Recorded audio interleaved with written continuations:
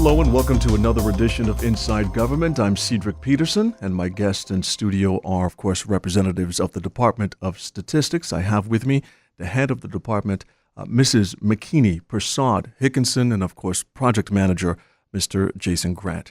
It's great to have you guys inside government. Thank you very much for providing this opportunity to speak with you. How is everything going? Yeah, thanks for having us. Thanks for having us. It's great to be here. The Economic Census 2018 launched officially in a press conference on May 2nd, where the department announced that what went from a pilot to the actual project itself has begun. Give us some background first and foremost for those that probably were not able to get an understanding of what took place on May 2nd. Help us out there, MAKINI. Can you explain to us the Economic Census research project? Give us some background. Yes, I can. And Cedric, as you may know, and others being familiar with the department and what we do, every year, we do different surveys. And as you correctly said, the Economic Census is our most recent project. And it's a survey where we count all businesses. So we're trying not only businesses, all economic units. So every entity that is engaging in economic activity, our idea is to identify who they are, where they're located, what is the size of this entity, and we're also counting nonprofit organizations. So businesses, nonprofits, count and also collect main characteristics from each of these entities. Now, when you talk characteristics, and I'm not sure this is a question for Jason or yourself, but since you mentioned it, let's start with you there. The characteristics that you are looking for, identify some of those for us. Okay, so we're starting with, as I said, very basic. What is the name of the company? What is the legal form of the company? So are you an NV or a sole proprietor, etc.? And Jason can jump in and help me here because he knows the flow of the questionnaire much better than me. Contact information, as I said, location of the business. Is it a headquarter? Are there branches of this business? How many employees do you have? How many of these are female employees? What's the average age of your employees? So these type of questions we also ask, when did you start your operations? So basically, at the end of this, from stats perspective, we hope to have a comprehensive, let's call it a statistical business register, where we basically, as I said, we know who the players are operating within the economy on St. Martin. When you're looking at a census, and I think I can definitely pose this question to you looking at it from a very broad perspective, a census itself, when someone hears that, when should a census, first of all, what is a census and when should one be conducted, especially within our country? Okay. A census is a type of survey. You can have different types of censuses. A population census, in this case, we are counting businesses. So it's an business activity. That's why we call it more generally an economic census. This can be done, and usually it's not done every year because it is a full count. And when you're doing a full count, you need to put, and you need to have full resources in place. And this can be costly. So that's one of the reasons why it's not an exercise that would be done on an annual basis. But every few years, let's say 5 to 10 years, you do want to know what is your baseline position. And especially us coming out of, the devastation of Irma. We're in this post-Irma environment, let me call it that. We need to know how many businesses do we still have, how many are active, how many are operating, and how many may be closed. So we thought this would be a good time as any to really get a full picture of what is the structure of the business sector on St. Martin right now. Okay. Coming out of our last census, when was that? The last economic census was done in 1998, so that was 20 years ago, so very much overdue.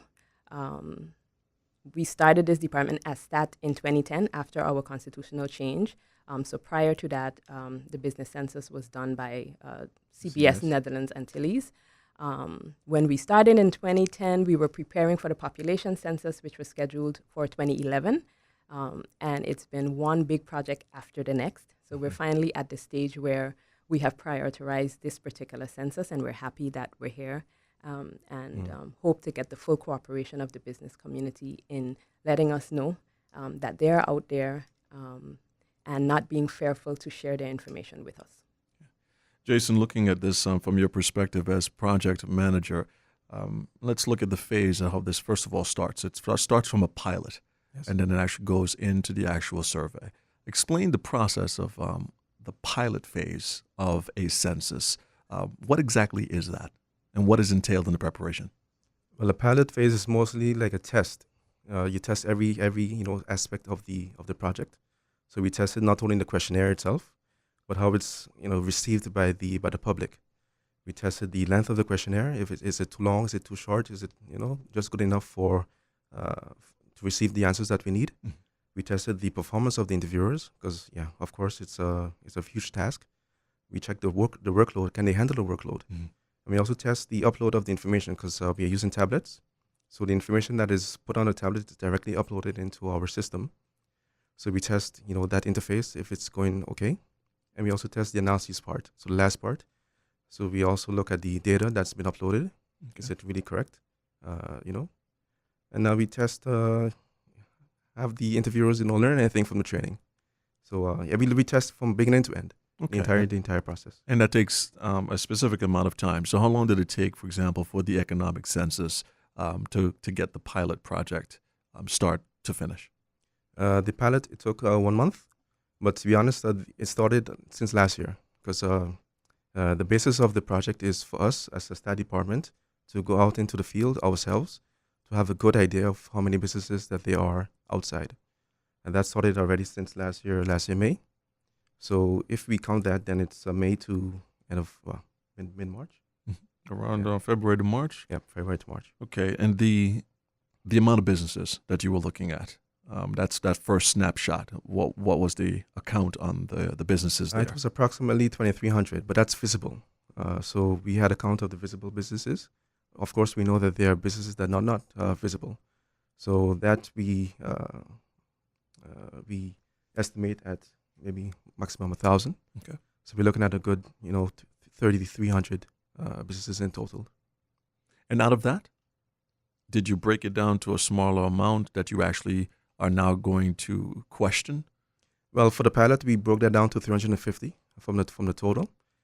So we were able to interview 200. So now the 150 that we did not interview, that was put back into the main survey. Okay. So the main, as I said, 3,300 that we estimate. So for the main survey, we have close to 3,100 companies that's in the main survey. Okay, and now that we were would be talking. the companies that we know of. So based on this mapping exercise that we did last year, but of course we know even since Irma, there have been new businesses that have entered the market.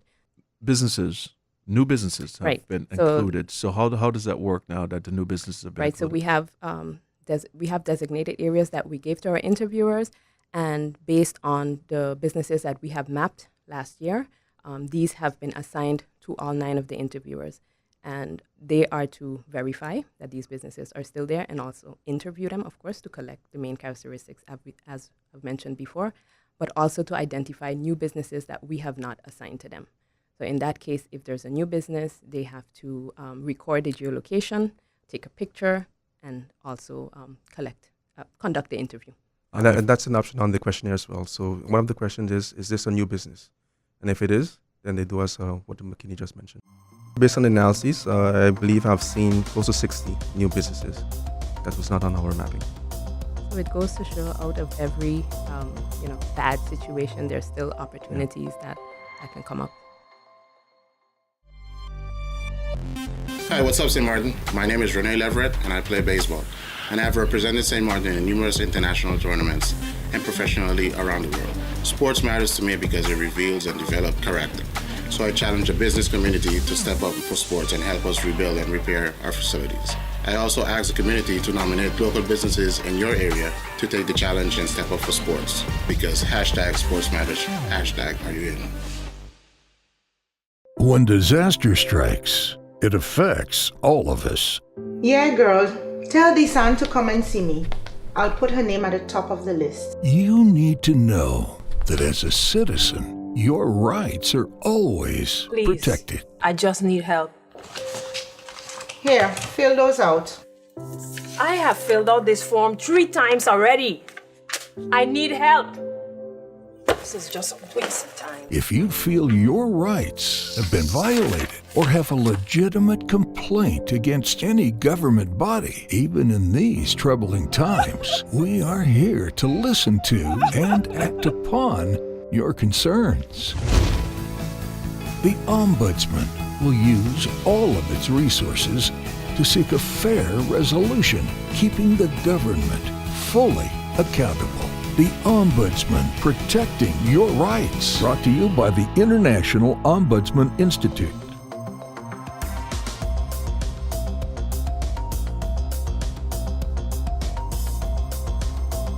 Okay, before we get into the type of questions, I want to pick up on something that you mentioned there, which I think gives much hope coming out of the scenario of Hurricane Irma. The fact that new businesses popping up after such a devastation, which I think is a positive. Is there a number there? How many businesses have been identified? How many new businesses? Thus far, based on the analysis, I believe I've seen close to 60 new businesses. That was not on our mapping. So it goes to show out of every, bad situation, there's still opportunities that can come up. It's very good. Let's get now to the actual breakdown. As MAKINI talked about the characteristics, Jason, in regard to the survey and asking the certain questions, what kind of questions are fielded on the actual survey itself that businesses can expect when they're approached in the field? Okay, so we have it split by, I believe, 5 to 6 different regions on the questionnaire. The first part is very basic data, so the name of the company, the legal name of the company, what you're doing business as, the address, your telephone numbers. Then we go into more detailed information, like when you have opened, the month and the year. Then we also go back into the employments. So how many people are employed? We specify that by male and female. As MAKINI mentioned, the average age, average working hours as well. Then we go into a little bit financial information, like how much on average do you spend on advertising? Where do you advertise? How do you advertise? And then we end it with the hurricane assessment. So, of course, we have 2 major hurricanes last year. So what was the damage caused by these hurricanes?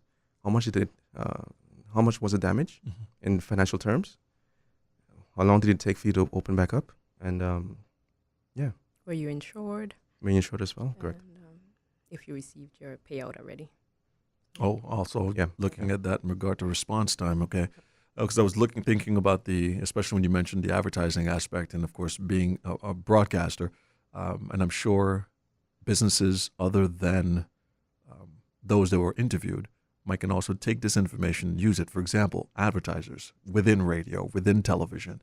Is that data that can be used from these other businesses? For example, local radio stations, can they use or field this information to understand how the advertising market works? Is that something that can be used by them? Absolutely. Yeah. I believe so, because we ask what mediums do you use, including social media, local radio, and then how much do you spend on it. So I think that would be definitely an important statistic, an interesting statistic within the sector. Okay. Yeah. So that's one of the key things I always look at, especially having this interview with government departments and their reports. How can it affect the general population? How should they look at the reports? How can they study and analyze the reports?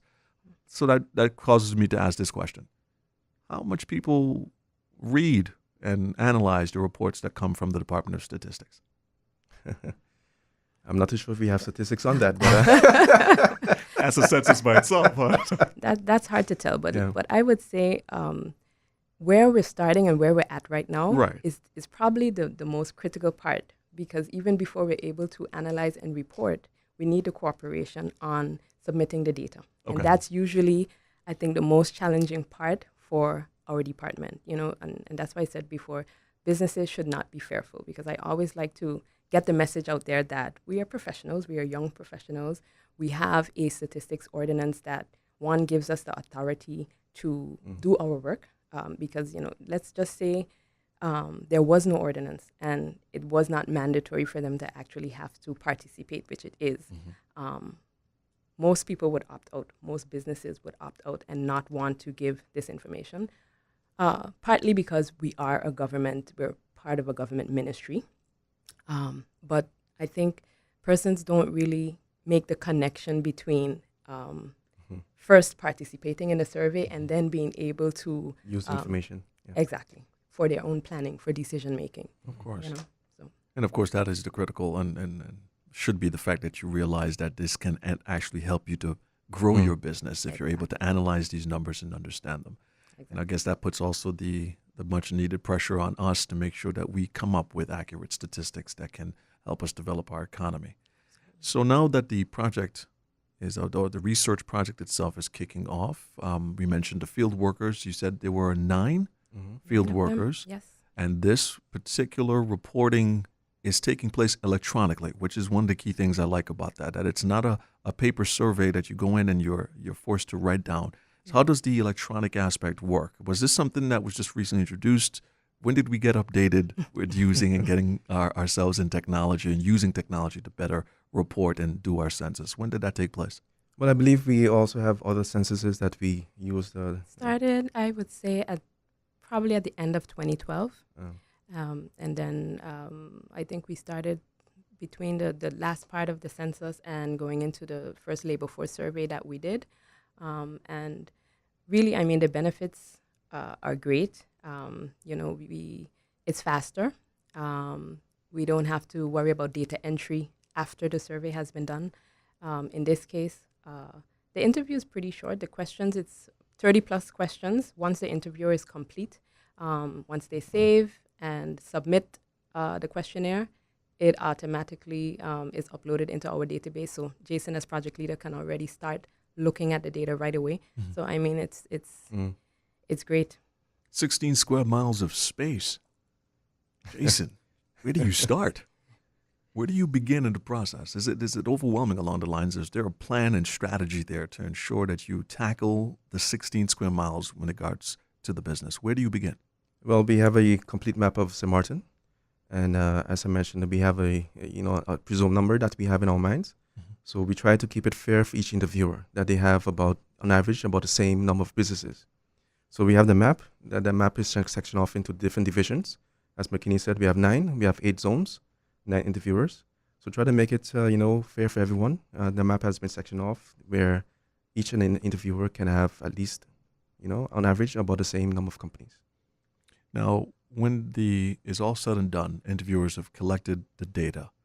Tell us a little bit about that end process. What is the next step? Well, once they have collected the data, so when the interview is finished, they send it up to the database, and from there I can already start analyzing the data. Okay, and how soon do you want to get this information out? How long does it take to process and get it out to the public for public consumption? Well, we have planned for, I think it's August, mid-August or to late September. So the project is going to run from May to end of July. And so I'm still ongoing with the analyses. And once that is finished, I believe that's going to be mid-August. Then we hope to publish late August or early September. Now, when anyone is looking to analyze these reports, how does the Department of Statistics get their data out to the public? Is it something that is done on paper? Is it something done electronically? Both? It's going to be a combined effort. So not only in newspapers, but also our website, www.stat.gov.sx, and also our Facebook page. And of course, we'll have to come back and have an interview with you. We can also give the results here and there. Okay. So what we hope to be able to report on is basically what was the total number of businesses that we could verify as being active. As I mentioned before, how many businesses are closed, how many businesses do we have within the different industries on St. Martin. So, and that's also an international classification that we use. So for instance, a wholesale and retail section versus hotels and restaurants, transportation, communication. So there are about 15 different categories. So we'll have an idea of the number of businesses by sector or by industry, number of businesses by location, and also by their size. So we can say we have this many small, micro, medium-sized, large companies on St. Martin. So the publishing will not be on industry, not on an individual level. It's going to be an industry level.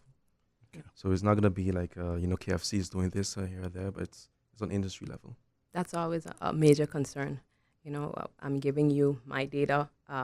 What are you going to do with it? Yeah. How is it going to be put into the public domain?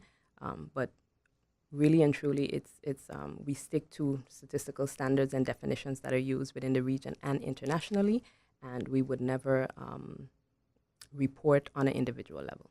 Okay, that's very interesting. So there are, of course, rules and regulations that protects the data that is gathered. The businesses should not be concerned about the misuse of this information. Correct. Okay, great. Hello, St. Martin. My name is Stephanie Medina, and I play football with the Walichi Women's Soccer team. I have represented St. Martin in many different games. For example, the Dutch Caribbean Women's Soccer Cup. I played against Bonaire, Aruba, and Curacao right here in this stadium. Sports matter to me because it makes me happy, it keeps me fit and healthy, and it is very fun. So I asked the business community to take on this challenge and help us rebuild our facilities. And I also asked the community to nominate the local businesses in your area and take on the challenge and step up for sport. Why? Because sports matter. Check out the Department of Sport Facebook page for more information. Hashtag sports matter, hashtag are you in? When disaster strikes, it affects all of us. Yeah, girl. Tell Desan to come and see me. I'll put her name at the top of the list. You need to know that as a citizen, your rights are always Please. protected. I just need help. Here, fill those out. I have filled out this form 3 times already. I need help. This is just a waste of time. If you feel your rights have been violated or have a legitimate complaint against any government body, even in these troubling times, we are here to listen to and act upon your concerns.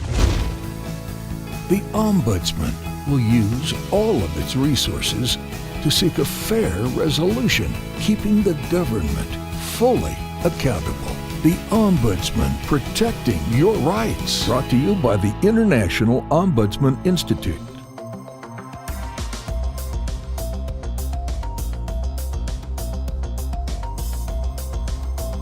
So, final words, MAKINI, in regard to the economic census for 2018 that you would like to make known to the business community?